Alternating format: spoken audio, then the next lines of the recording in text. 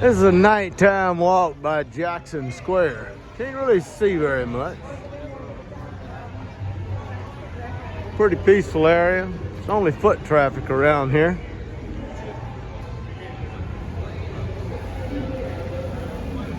All right, so we're gonna go on us a carriage ride in New Orleans, buggy ride, and they're gonna be doing a little bit of a narrating guided tour. We'll see how this turns out at night. We're gonna take us a half-hour buggy ride through the French Quarter at night, starting about 9 o'clock for about $25 per person for 30 minutes. It's a narrative tour. We'll see how this goes.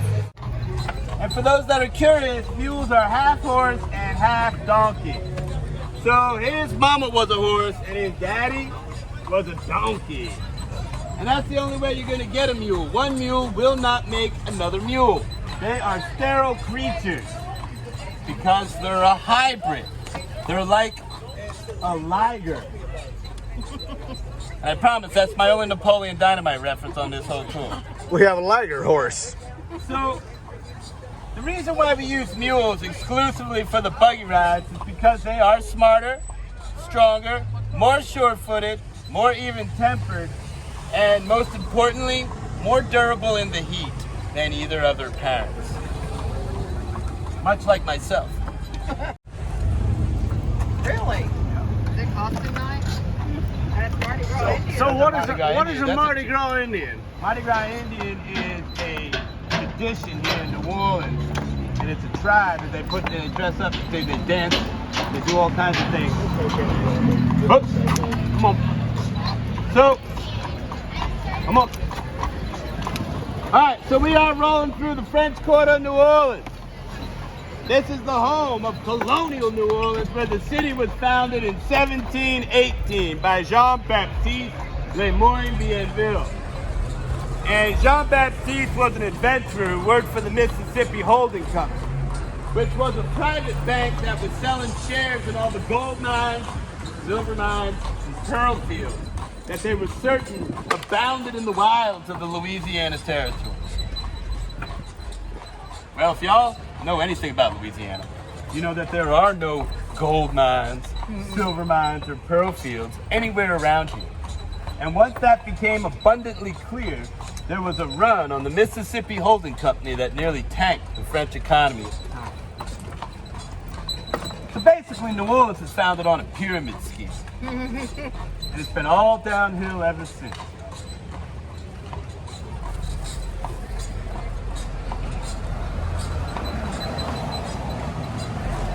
Come on, bud.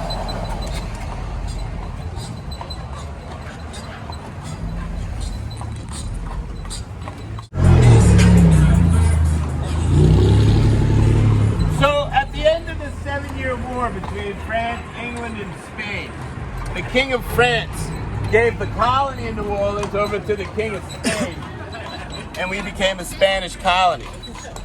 And even though we were a Spanish colony, most of the people that continued to live here were French speaking. About 25 years after becoming Spanish, we had the first of two big fires. That is known as the Good Friday Fire, because it happened on Good Friday. And because that is a holy day, the Catholic Church would not allow the ringing of bells. So the whole city burned to the ground because they couldn't warn anyone about the fire. Hot on the heels of that fire, pun intended, some kids were playing with flint and steel over here on Royal Street, started a second fire, burned the city down all over again. How far apart was that? 6 years. What? All right, Elvis. So the first one was in 1788. The second one was in 1794. What street are we on? We're on Dumaine. Dumaine. Yep. So most of what you see around you was built by the Spanish, not by the French. And they built it out of brick and stucco and cast iron because they were tired of everything burning to the ground.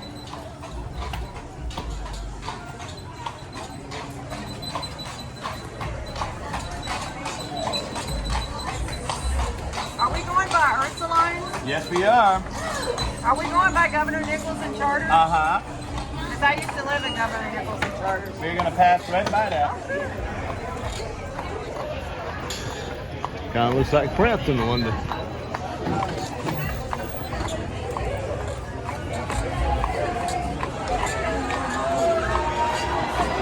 So we have indeed had our share of fires here in New Orleans. And for as many fires as we've probably had 3 times as many floods. And the most famous flood in recent history is obviously Katrina. Katrina took place in August 2005. One of the many nicknames for New Orleans would be the Crescent City, because we're built into the bend of the Mississippi River in the shape of a crescent. But we're also kind of shaped like a bowl. And we're currently at the tip, or the lip of the bowl, here inside the French Quarter, and then the city slopes down and in towards neighborhoods like Central City. So whereas we got little to no water at all here inside the French Quarter during Katrina, Central City got 20 feet. Whoa! And to give you guys an idea, 20 feet is like over the bottom of this gallery here. And a third of New Orleans is under 20 feet of water. So how much did y'all get right here when Katrina come through? In the quarter, nothing. Nothing? Nothing. Really? Yeah. Nothing. We're on high ground, baby.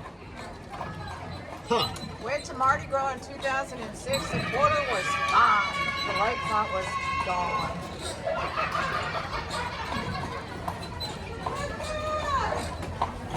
This bell. Constant celebration down here. So, Where are people filming people? so we talked about the fires, and we talked about the floods, and in keeping with our biblical theme, we'll talk about the plagues. There was the Spanish flu epidemic of 1918, which claimed 3,500 New Orleanian lives in 3 weeks. Whoa. Worse than that were the periodic yellow fever outbreaks of the 1800s. At one point, yellow fever was so deadly, and people were dying so fast that the city couldn't keep up with burying the bodies. So to keep the bodies preserved and ready for funeral, New Orleans began to store them inside of a giant ice house. And that ice house was located right here, where the Hotel Provincial now stands.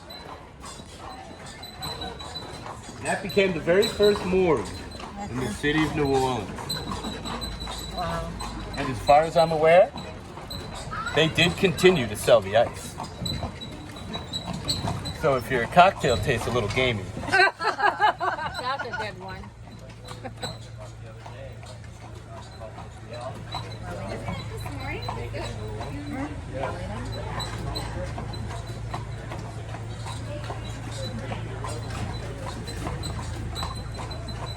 What's this big white building over to the right? we're going to talk all about it. Patience, grasshopper. Oh, that's our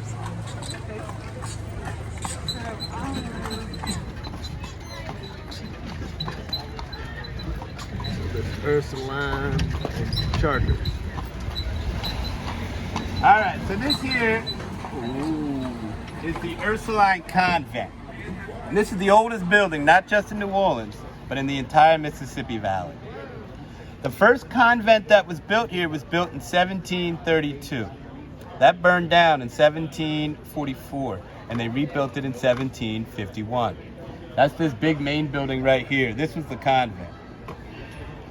Roughly 100 years after they rebuilt it, New Orleans was declared the archdiocese for the southern part of the United States. And the archbishop took this over for his offices, and the nuns were moved downriver into a newer and bigger convent. That's when they added on St. Mary's Chapel. That's the chapel of the archbishop, and it's 100 years newer than the convent. wow. When it was still simply a convent, the nuns were remarkably progressive for their time. They established a small hospital here because they believed in tending to the body as well as the soul. And they also started one of the first schools in the city, and it was a school for girls. So by the 1800s, most of the people in New Orleans that knew how to read and write and do math were women. And they made no distinction based on economic standing or ethnic heritage. So a lot of young women of color got an opportunity to learn how to read, write, and do math here as well, which is a pretty remarkable thing for 1700s. Progressive, definitely.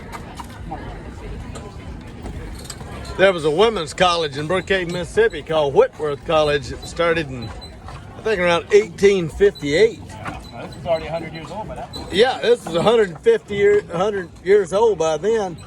And they say that the oldest women's colleges were in the Northeast, and I don't think It's not so. really a college. This is more like an elementary school. Right. But it was. So this here is the Beauregard Pye's house, named for General P.T. Beauregard, who was a Confederate general in the Civil War. Famous for winning the very first battle in the Civil War at Fort Sumter. He only lived in that house for like a year and a half, maybe 2 years, but they named it after him anyway as its most famous occupant, because marketing has always been a thing.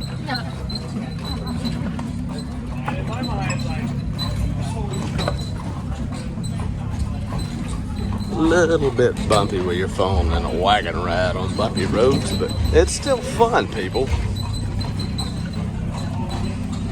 And this is what things would have looked like during the Civil War period. You have brick buildings, wood shutters and doors. And these are actual, real, usable wood shutters that they can shut up when the hurricane season comes in.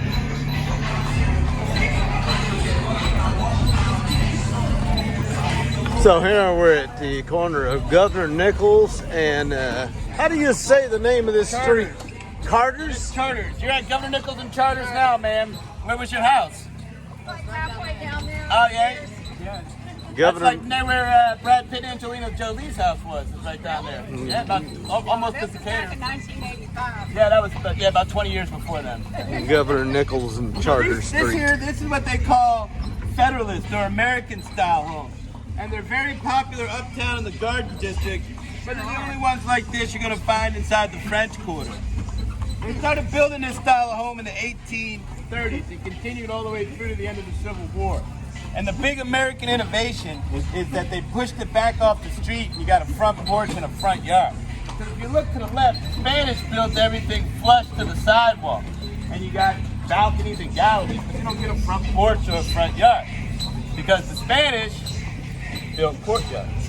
Yeah. So for the Spanish, this is almost like the back of the house.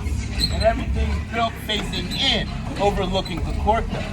Whereas the Americans built everything facing out, overlooking the street. So it was just a difference in perspective, worldview. Interesting. I think so. Yeah, that is interesting.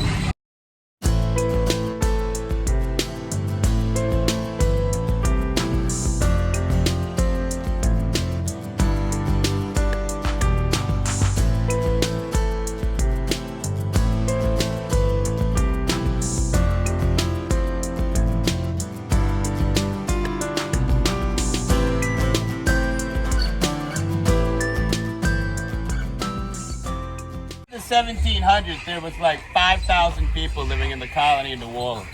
Then there was a big revolution on the island of Haiti. And a lot of the French colonists and the richer Haitians fled Haiti to New Orleans, and we tripled in size from about 5,000 to 15,000 in like a year and a half. What are you doing? Good for you, brother. All night long, these scumbags do. They're drunk, and that's the worst part. Then what happens is they scratch along their car along these wheels, and then they want to sue me. Oh It's happened to me 3 times now. They try to take me to court. I scratched their car.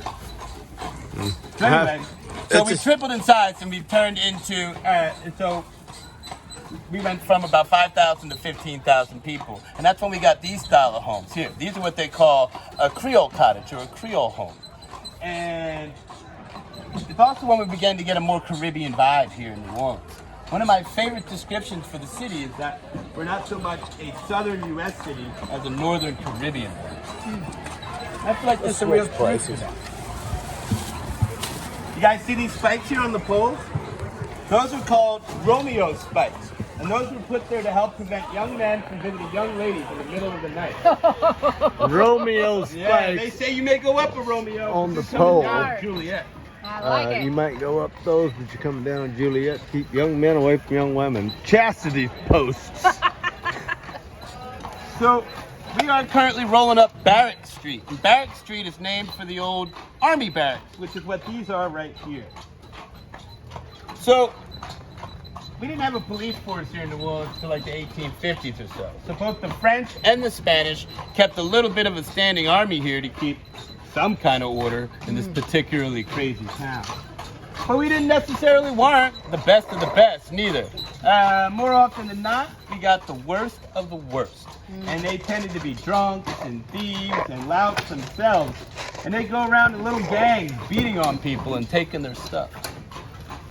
So not a whole lot's changed anymore.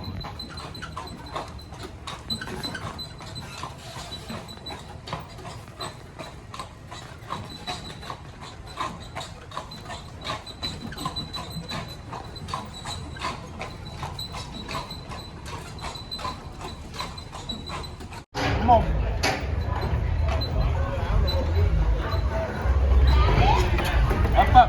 Up a little bit. There you go. See an old man on a light-up scooter.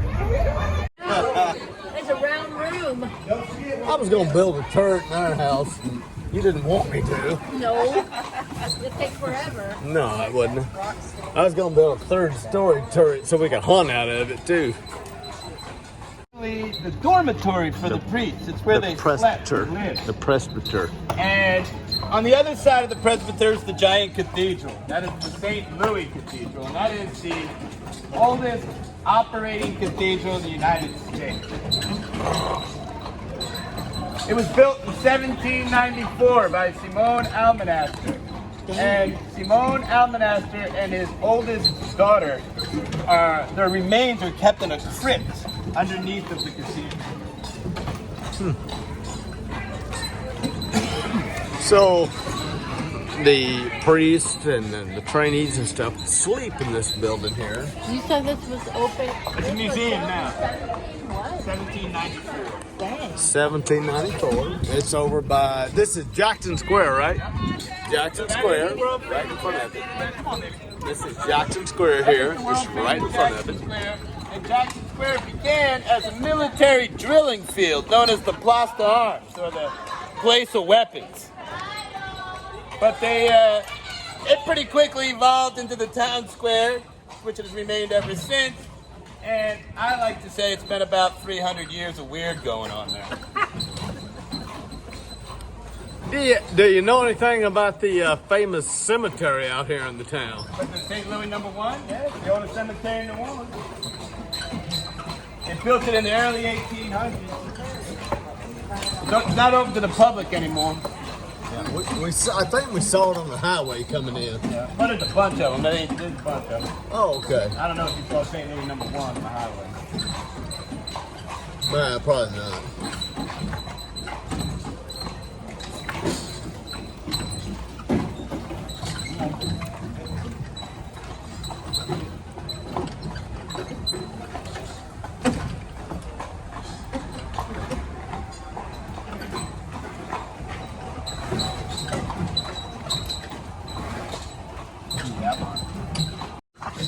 So names like French Market and French Quarter, those came from the Americans after the Louisiana Purchase. All these Americans began to move into the city, and they found all these French folk living here. You know, they were like, well, I guess that's the French Quarter and that's the French Market, so on and so forth. The French didn't call this the French Quarter. They called it the Rue Carriage, or the old square. Now, what did you say? The Buku what? The Rue Carriage.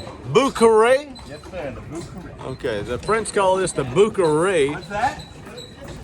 Yep. That's it. The Rue Carriage, the old square. I still have no idea what it says.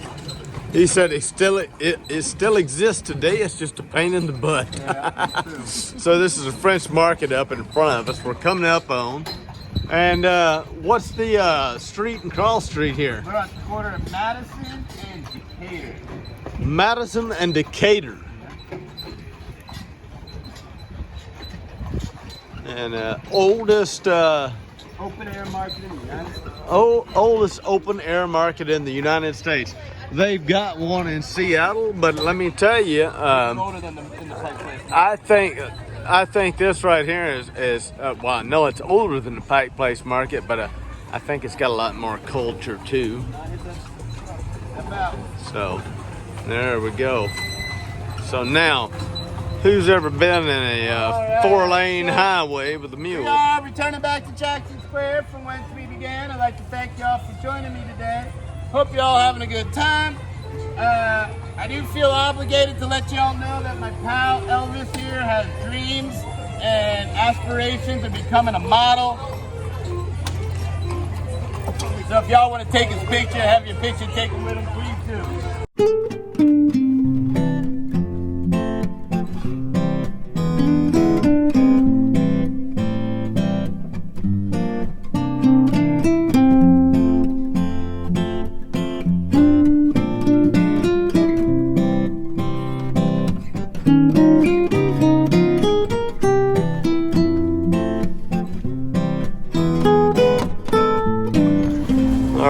So we're getting down out of here now. After 45 minutes of sitting, it's time to stand up. So there was just 4 of us over here.